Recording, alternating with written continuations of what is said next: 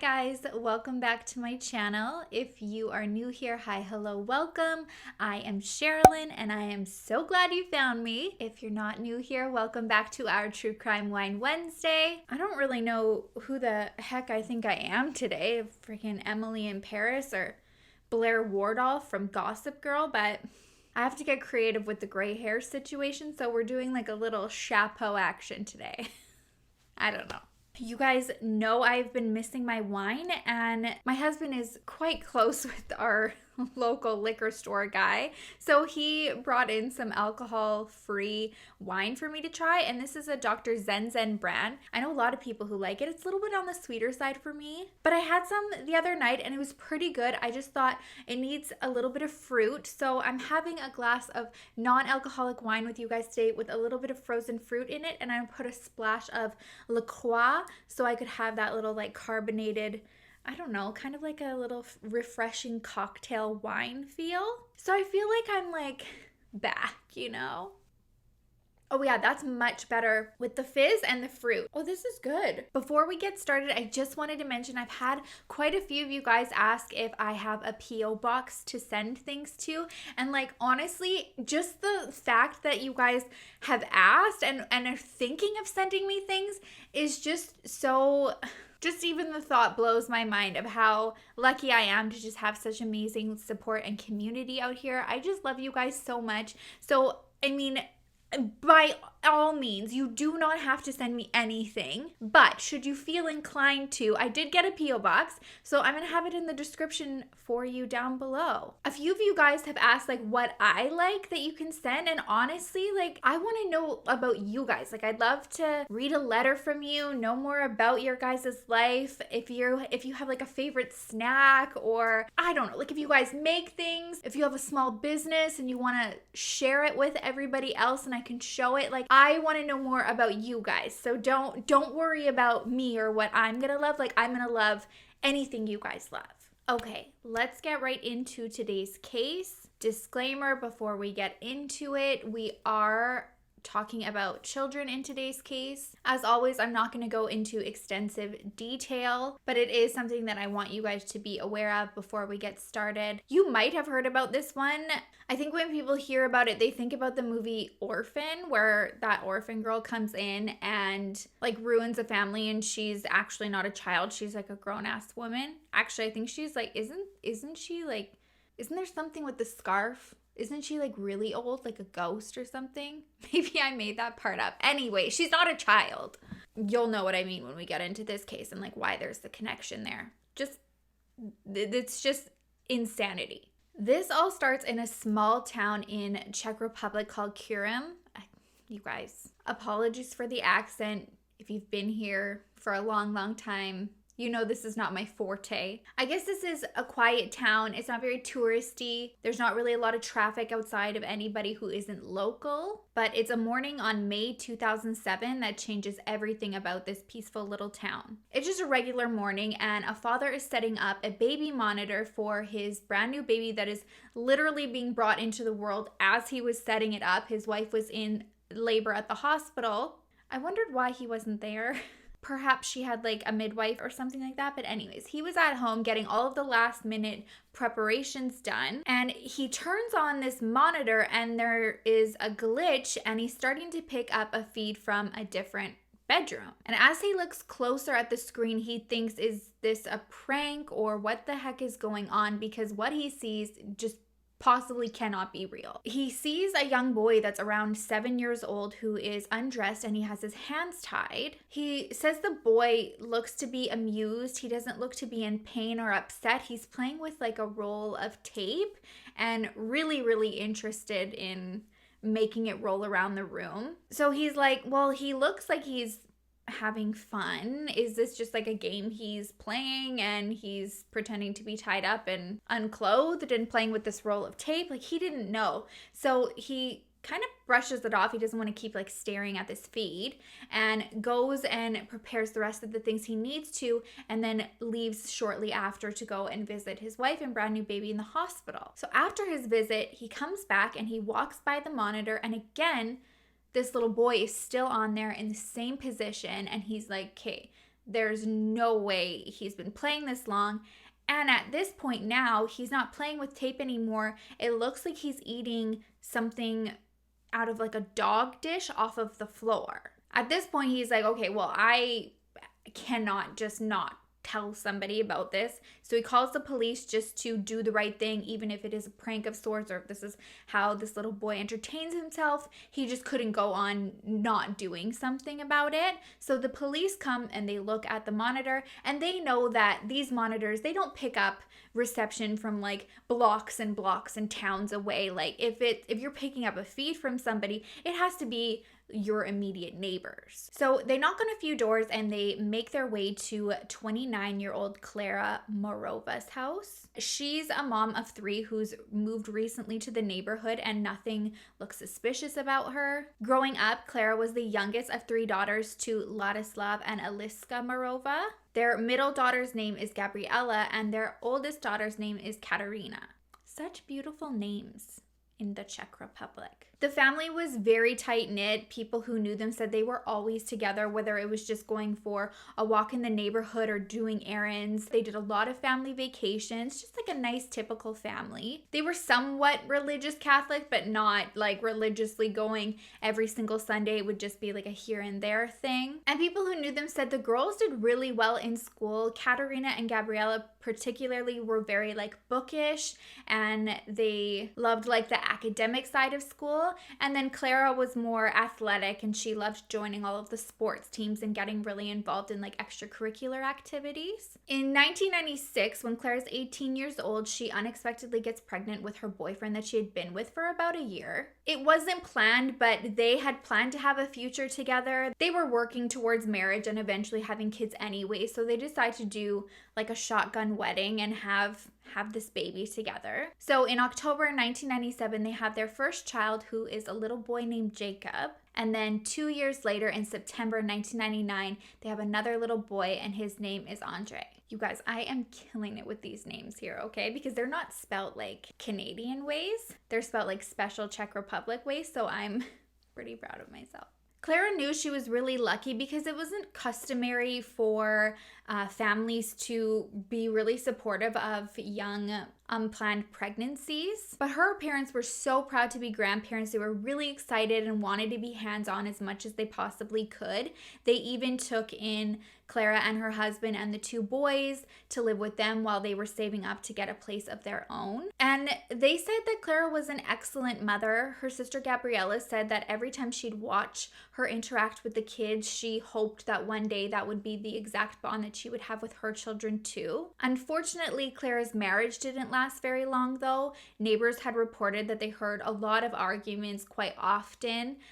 It sounds though like the breakup was quite amicable. They just decided, okay, like this is getting too much. We're fighting too much, not getting along. So it'd probably be better apart and co-parent together instead of trying to make this work. So it was decided that the boys were going to stay with Clara because, again, everybody said she was a great mom, and her husband agreed, but he would be involved in their lives, but not to the capacity of having the boys full time. And everything's just trucking along in their lives. And then one day in 2004, Clara surprises her family by adopting a girl. Her name is Annika, and she goes by Anna. And she was quite mysterious. No one knew much about her. Neighbors said that she looked very frail, very thin and sickly. So anytime they saw her outside of the house, she was usually being carried by somebody. Clara told people that she was the daughter of drug addicts that her grandmother had known, and for quite a while her grandmother had taken care of her. And when her grandmother passed, Clara took on the responsibility of taking over the care of Anna. Clara's family said after this adoption, she changed. She was often very stressed. She started to isolate herself. Friends said the same. They used to go over and bring their kids over who were similar ages to Jacob and Andre, and all of a sudden that just kind of got cut off. Those who did meet Anna said that she did display some odd behaviors, and when they asked Clara about it, she said that she was autistic, so they understood that, you know, this extra attention that she needed is probably what was making her withdraw a little bit and cause more stress. So they were expecting an understanding of the changes in her life at this point. Eventually, though, she completely withdraws from family and friends, doesn't see them at all. She even drops out of some courses that she was trying to take to better her and her son's future and make some more money. And she ups and moves the kids to Curum. The only family member she would talk to was her older sister, Katerina. And when she was growing up, they weren't particularly the closest. Even though everyone was close, she was more close with Gabriella. But now she had completely shut everybody out and she was only focused on Katerina and having her help her in any way that she could with Anna and nobody else. So when the police get to her door that day in 2007, she says she doesn't really have a lot of information to help them in regards to the neighbors around her. She was new to the area, kept to herself. And they ask her if she has a little boy, and she says no. She says the only child that she has is a teenage daughter, and she's very ill and would not appreciate having people come through the house, especially if they're strangers. It will set her off because she's easily triggered by like people she doesn't know. So they're like, you know what? Okay, fair enough. Who are we to question and push this? And they leave. They go back to the man's house who had originally called them to report seeing this boy on the monitor. And he had been recording the footage of this room because he was still picking up the feed. And you could actually hear the conversation between the police and Clara between like these walls of this room. The cop goes back. And I just want to give a shout out because you know what? How many cases have we gone through and they don't? And we're like, you missed this opportunity. So no, they immediately go back. They're like, okay, we heard you on the monitor. Like that was the exact same conversation we just had. And it picked up on the monitor that we are here investigating. So they're like, we've got to come in. And all of a sudden this daughter that she had already mentioned does in fact like go ballistic. She's at the top of the scares.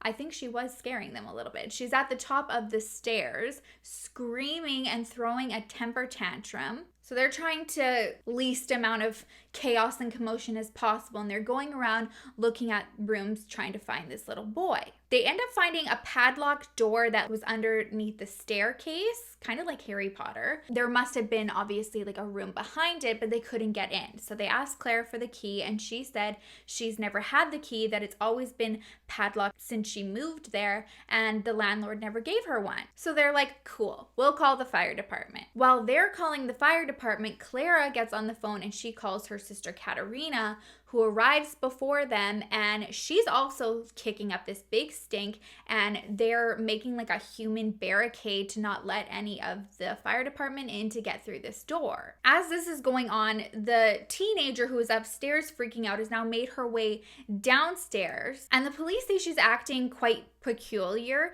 She was like crawling around making baby noises, kind of like squawking, but they could clearly see like she wasn't a young girl. She was clearly in her teens. So they're like, okay, you know, trying to be as open and understanding and perceptive as possible. But as they're trying to, you know, gently move her mother and aunt away from the door so the fire department could get in, she like spider monkeys on these guys and starts like scratching and biting them. So through the chaos, they finally get the little girl off. They get the mother and the aunt out of the doorway. The fire department comes in. They bust through this padlocked door and they are just blasted by just like an ungodly scent. They walk in and they see that it has to be like months worth of vomit and bowel movements and urine all over the place. And in the middle of the room is the little boy that was on the monitor. Clara comes over and she's like, oh, yeah, that's my son, Andre. What? Like, oh, you found him. Surprise. Even though she had already told them prior, like she didn't have other children besides this teenage girl. And they're like, yeah, okay, great. Who's Andre? Like, what's going on here? Why is he like this? And she doesn't have an explanation. She just says that doesn't matter what she is going to tell them, they'll never understand. So her sister pipes up and starts talking for her and says that that's just the way that he plays. He likes to pretend that he's in Harry Potter living under the stairs. First of all, that wasn't even play for Harry Potter. That wasn't fun. He was forced and confined to live under these stairs when he lived with his aunt and uncle. Like, come on. What's with these people not understanding like the concept of movies and shows? We have like the Dexter guy who completely and dropped the ball on that one. And now this. Police say Andre was very calm and very tender. They scooped him up right away and took him to the hospital, and they said that first night, understandably, was really rough for him. He suffered from night terrors for the entire night and had a few nurses that would take shifts on and off that would just kind of lay there and console him. The following day, they do an examination on his body, and there is obvious signs of extensive abuse and trauma. And as they're talking to him, they find out that Andre isn't Clara's only son. He tells them about his older brother, Jacob, who happened to be at school that day that they came to the house. So they locate him and they take both boys to Children's Services. They tried to ask Jacob some questions because they realized he was the older brother and see if they could get a little bit more out of him. He obviously wasn't in a room when they found Andre, so they thought maybe he had different treatment or more freedom, but he was terrified. They said he completely clammed up. He wouldn't even make eye contact with them, so they couldn't get any information from him. When they did the similar exam to him as they had to Andre, they did also find some scars and similar signs of abuse as Andre had, but he would explain it away like by innocent little incidences. He had these weird scratches on his body, and he said that they were from a pet hamster. After some time and patience, though, he finally does admit that his mother is responsible. He said she would often put cigarettes out on him and his brother, and not only choosing this as a method because she was a smoker and it was something that she just had in her hand. No, she wasn't a smoker, so this was something that she deliberately would go out and buy and then use to torture her children. They explained the weird scratches on them as well as being forks.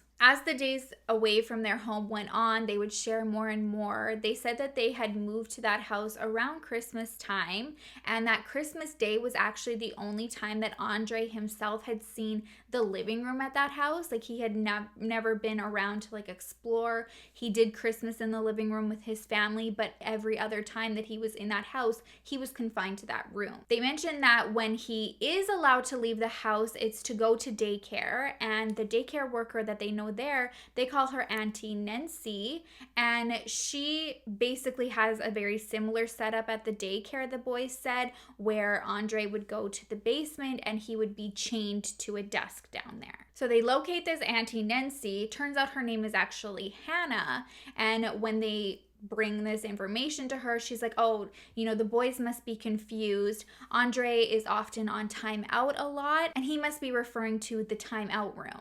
Next, they try talking to Anna, the Cujo teen who attacked the police officers on the first day. But they can't get near her without her doing the same thing she did to those police officers to nurse and staff. So they back off, and then 3 days later, they never have an opportunity to talk to her again because she just busts out of the facility. So now they're panicked because okay, well, is she escaped on her own? Has somebody taken her and now she's in danger? So they release her photo to the public and people start calling in, and they say that she looks like somebody who is close to this family, but she's not a 13-year-old girl named Anna. She's a 32-year-old woman named Barbara. And her connection to the family is that she used to be roommates with Katerina. This Barbara that they think is the girl that is the picture on the TV, used to be roommates with Katerina in university. And then Katerina got her a job with Hannah at the daycare that they both worked at. The coworkers who saw the picture that used to work with her at the daycare said that when she worked there, she was larger, but before she had left the center, she was rapidly losing weight and she wasn't looking well. So they thought maybe she was ill or something was going on, and that could explain why the weight situation was so different from who they were seeing on the TV as opposed to who was working with them. So Katerina's questioned and she's completely confused. She said that she does know who they're referring to and who Barbara is, but she has no idea what the connection to Anna was. She said that those were two completely different people. At this point, investigators put out 100,000 Czech koruna?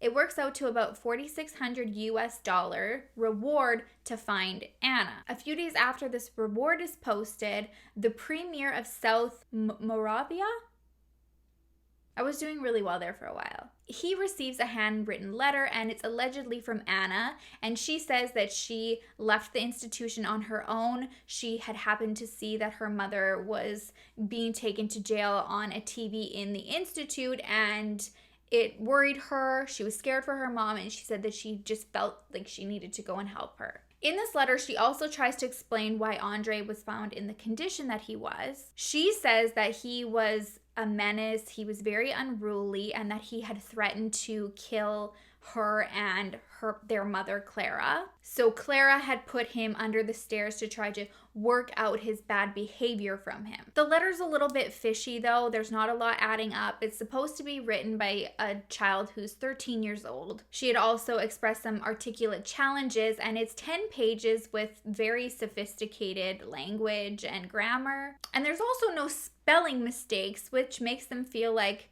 okay, either somebody is instructing her how to write this and how to specifically spell these words, or possibly this like Barbara train is something we need to like really focus on. So they get a hold of the adoption papers, because to do the adoption, they would have required to have DNA sample done. And they had a DNA sample of Anna from the facility when they took her in. And guess what? The DNA for Anna on the legal adoption papers did not match the DNA that they took at Child Services. So now they're like, okay, well, who's this little girl with this DNA from the adoption papers? Like, has something happened to her? They're wondering if maybe there was a terrible accident, maybe there was like an accidental death or something like that, and Clara was trying to conceal it and then had somebody else come in and pose as her adopted daughter. Like, they've got no idea what's going on. They're also like, there's a possibility she could still be alive and like confined in another room like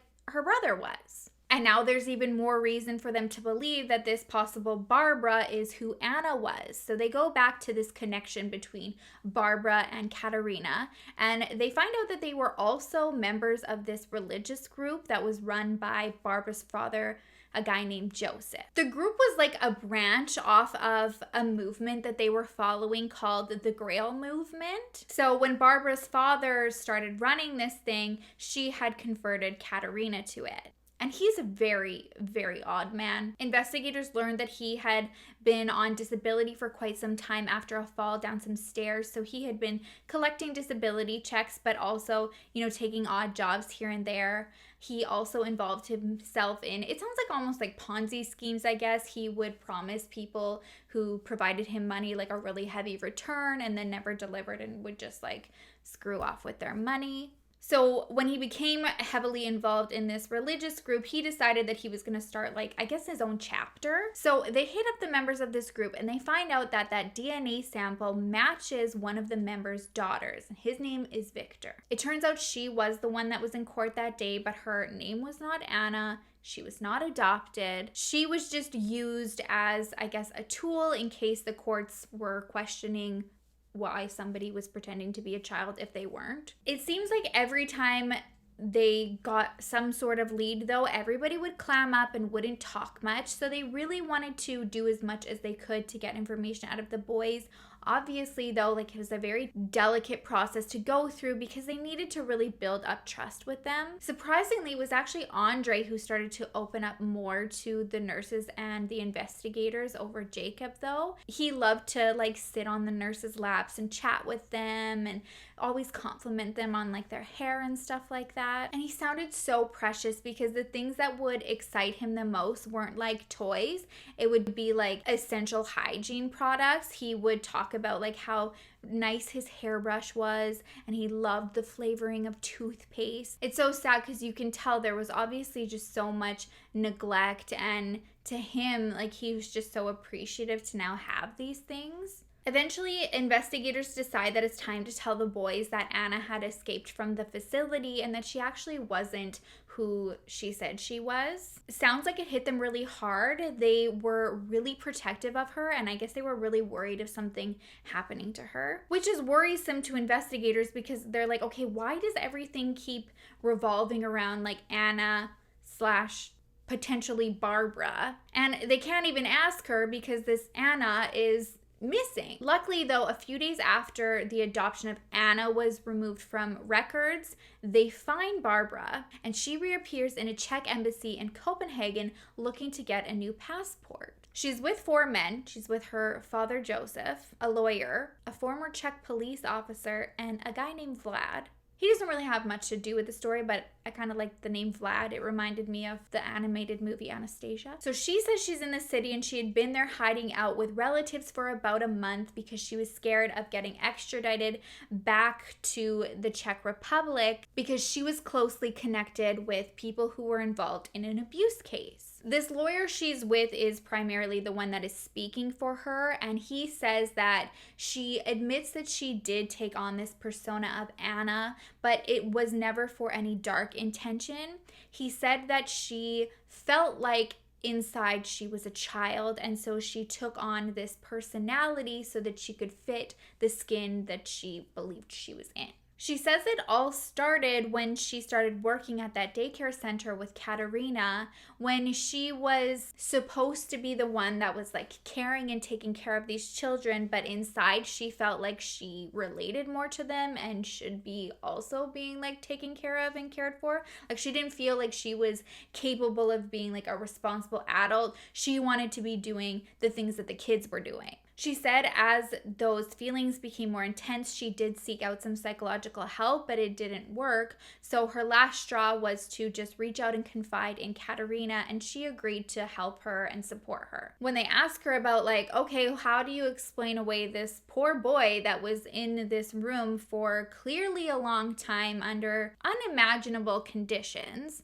And she says no, like he was never there for a long time. That was just a one-time thing. She said after he had acted out earlier on in the day, he was punished and he got like further upset about it, and he threatened to kill her, Jacob, and their mother. So again, that's why she put him under the stairs, and he was just like being taught a lesson like that you can't threaten people or you can't act this way. She said that he was also not there for more than 2 hours. Since Barbara wasn't like a legally wanted person, the embassy actually was powerless to hold her. So her and all of the men that she was with that day were let go. She did, however, provide like hair DNA sample, and she promised that in the future, if they wanted to contact her, she would help in any way she could. That was the only chance they got to talk to her, though. When they reached out for her to cooperate more, she stopped talking, and her father said that they didn't want to communicate anymore with the investigators because they were scared that they were trying to lure her back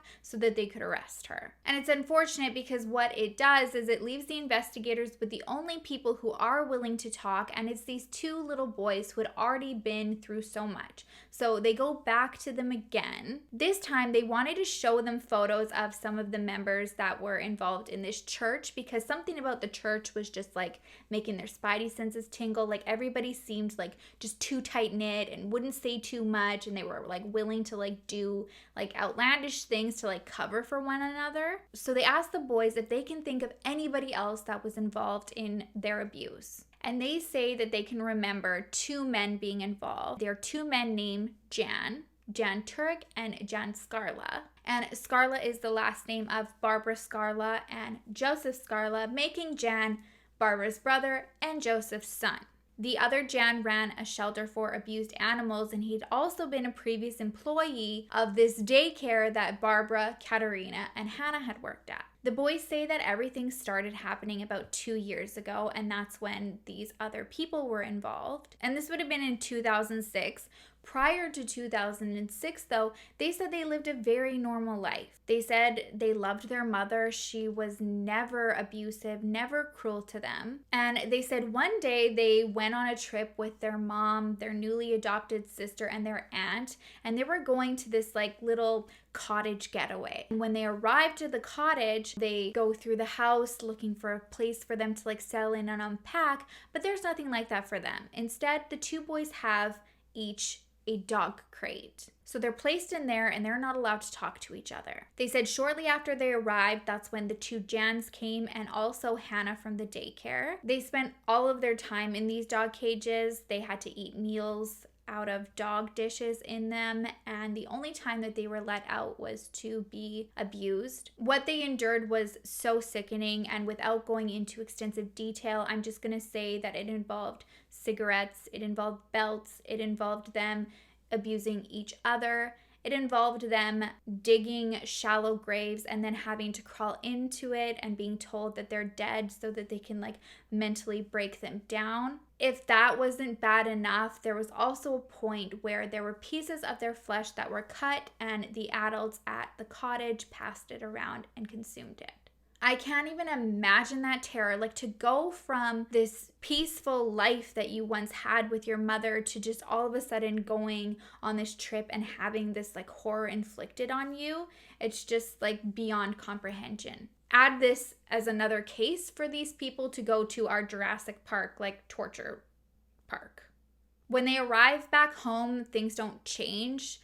Andre, for some reason, is the one who receives the most abuse, although Jacob also is suffering abuse. Jacob was allowed to go to school under the condition that he didn't say anything. He was also not allowed to participate in gym if they were going to like swim or something like that. And then Andre was switched from public schooling to homeschooling. During the day, instead of homeschooling though, he was often brought to the daycare where he would be chained to this desk and then he would suffer abuse from Hannah there. As this is all coming to light, investigators are reacting the exact same way we are, like, what the? Why? They're going through several scenarios of how this can make sense, even though it can't ever make sense. But, you know, like they're trying to figure out, like, okay, where does this come from?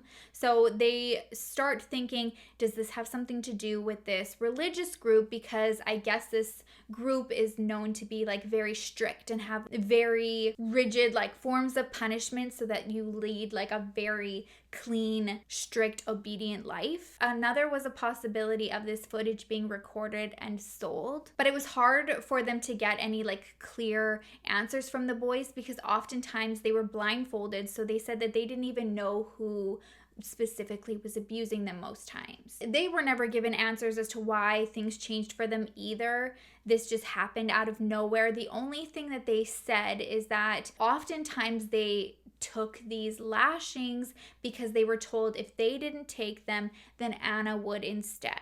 And they were just overly protective of her, and they said they didn't ever want her to be harmed.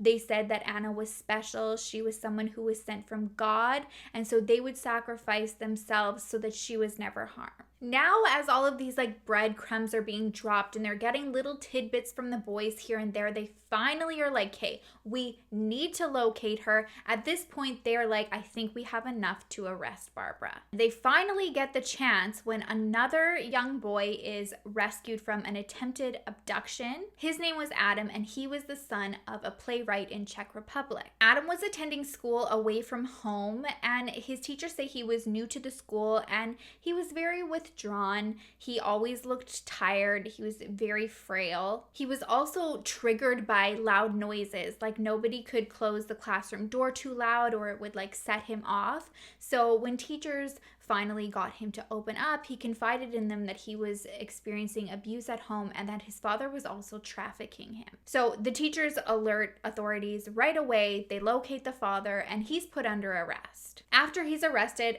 Adam is put in an orphanage, and then on December 16th, he's out for a walk with the other kids at the orphanage and he's abducted. About 3 weeks later, on January 5th, 2008, a man named Michael walks into a car rental place, and as he walks through, the cops just like bust in behind him and they arrest him for the alleged abduction of Adam. When police get Adam away from Michael and they interview him, they are flabbergasted to realize that this is not a 13-year-old boy, it's Barbara. It turns out there really was an Adam, and his parents were on board with providing Barbara with his identity. His mother even went down to the school acting like Barbara was Adam, her son, and the father took those charges, went to jail, and never confessed that this was like an elaborate hoax. Finally, she's extradited to the Czech Republic, and Adam's father's released from jail since the accusations were false, but it didn't even provide any clarity because he wouldn't talk about why they got in that situation or how he ended up there. So when they finally get to talk to Barbara, she claims now that she's also a victim. And up until this point, nobody was talking, especially Clara, the young boy's mothers. But once Barbara was arrested, she finally decided she was willing to talk. It seemed to investigators like up until that point, she almost didn't want to believe that Barbara was Anna and that this Anna that she adopted wasn't actually a real girl. Clara denies any abuse towards Anna whatsoever. She actually says that she sometimes participated in the abuse towards the boys. So with that connection of her actually participating, they are now finally able to formally charge her with child abuse. And, she was refusing to talk before, then calling herself a victim, and now finally she says that she's ready to share her story. She admits that yes, she did participate in abuse, but it was all being directed from Hannah and the two sisters. She said they forced her to consume these pills that she said made her brain into clay so they could mold her to be and do whatever they wanted. And she said the only reason she participated in the abuse was that she was told if she didn't, she would also receive it. She said it was after the two boys were found and they were all three brought to the institution that two men that she did not know who they were took her in the middle of the night and brought her to Adam's parents, and that they were the ones who said that she had to be forced to live this new life being Adam. Like us, no one else is buying this whatsoever, so she is forced to go under psychological evaluation, and it's found that she is perfectly fit to stand trial and that she did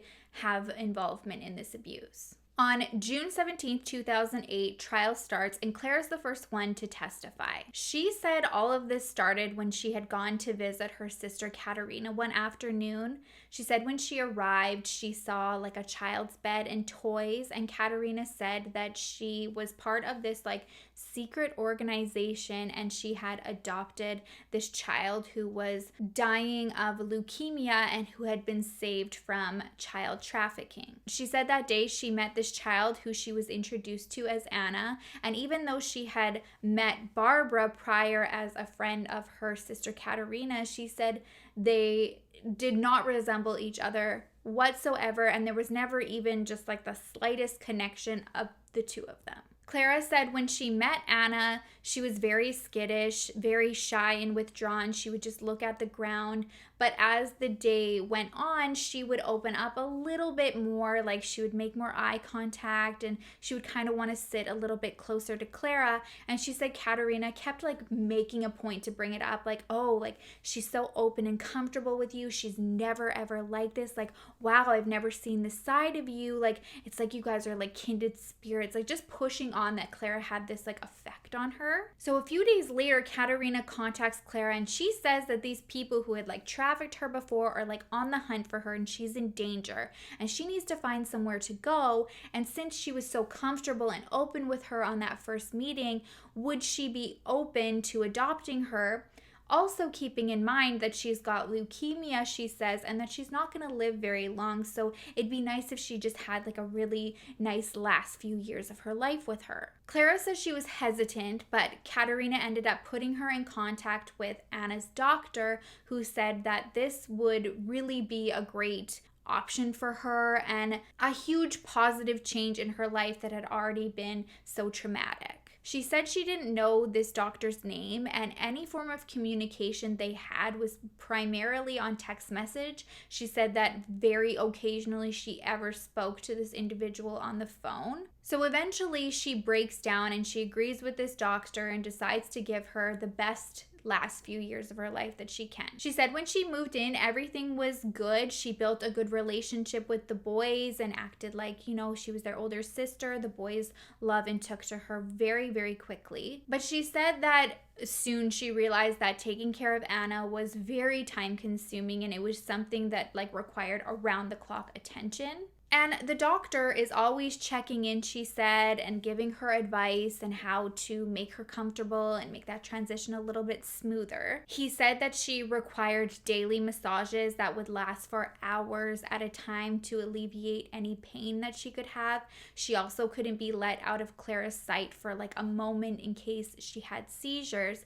And he also said that she would require genital stimulation to enhance that mother-daughter bond. I don't freaking have words for people. I don't. Clara said Barbara would often threaten suicide if she didn't get like snacks and gifts all the time, and she was just getting to the point where she was completely exhausted. And to top it off, now the boys were acting out a little bit, which they had never done, because they went from having their mother's attention all the time to it being all on Anna and them not getting any whatsoever. Clara said when she'd bring that up to the doctor, he said that that's not normal behavior. They shouldn't respond that way to Anna at all. They should have empathy for her, and that they needed to be severely punished, or else it sounded like they were going to end up in a very bad path in life, and that if they didn't catch this, soon enough, they were going to live this life of like being hooligans constantly in and out of jail. So this is how that trip to the cottage was planned.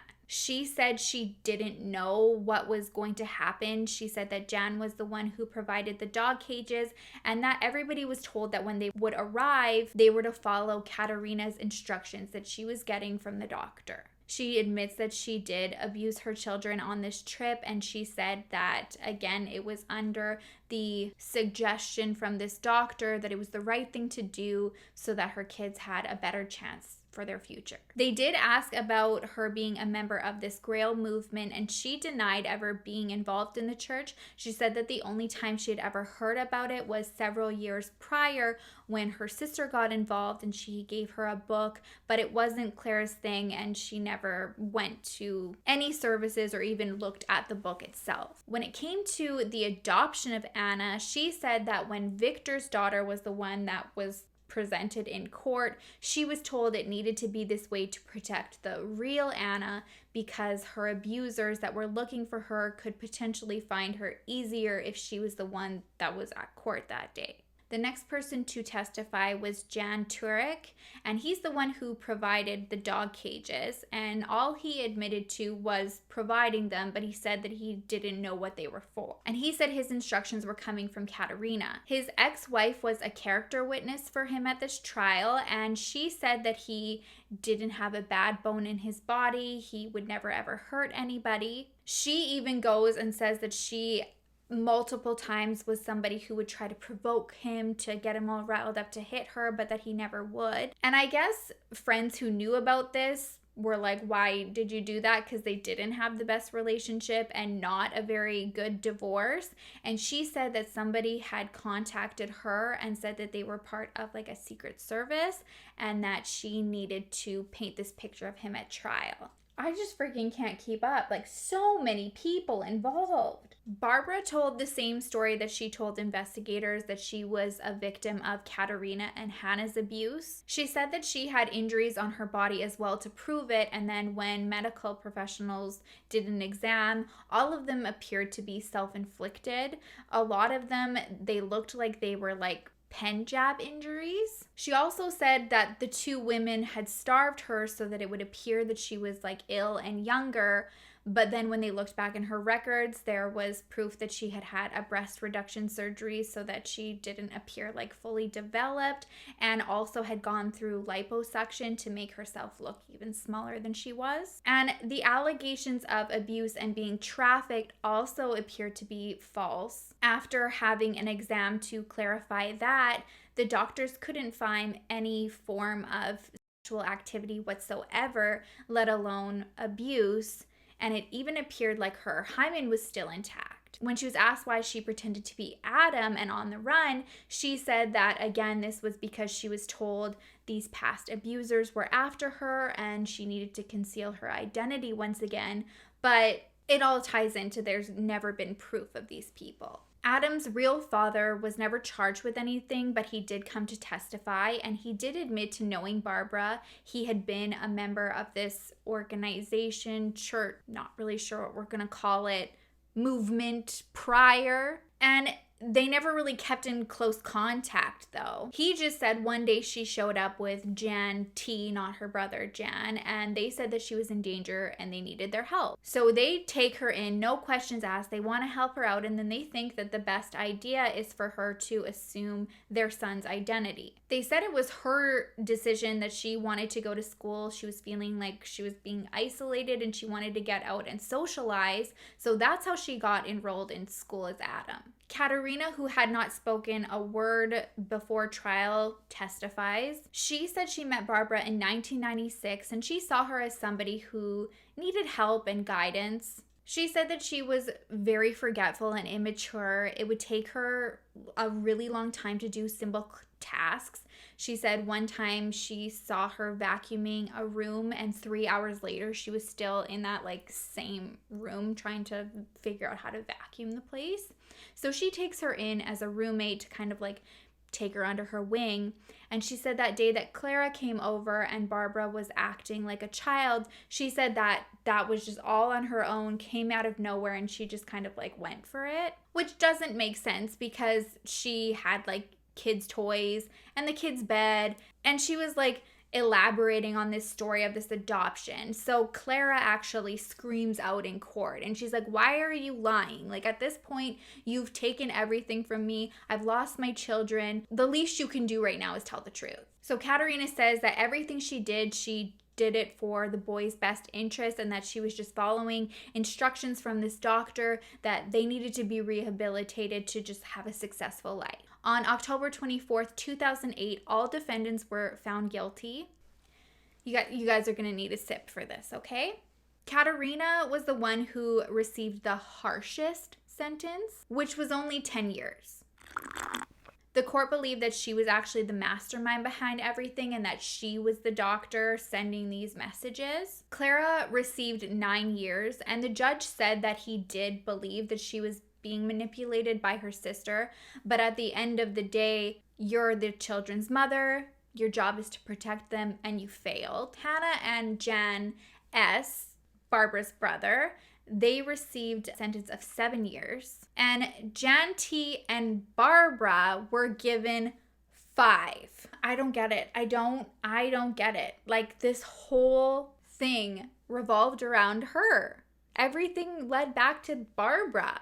How do you only get 5 years? I have so many questions. So many. One being, what was the motive of Katerina if she was the ringleader? Because many believe that Barb and Jan's father, Joseph, is the ringleader and that he was the doctor. The problem is, though, that no one has seen him since Barbara's escape from the institution before she became Adam. I was so happy to read that, at least in the end of all of this, with everything they went through, the boys have done an exceptional job at being able to rehabilitate themselves and live a really happy life.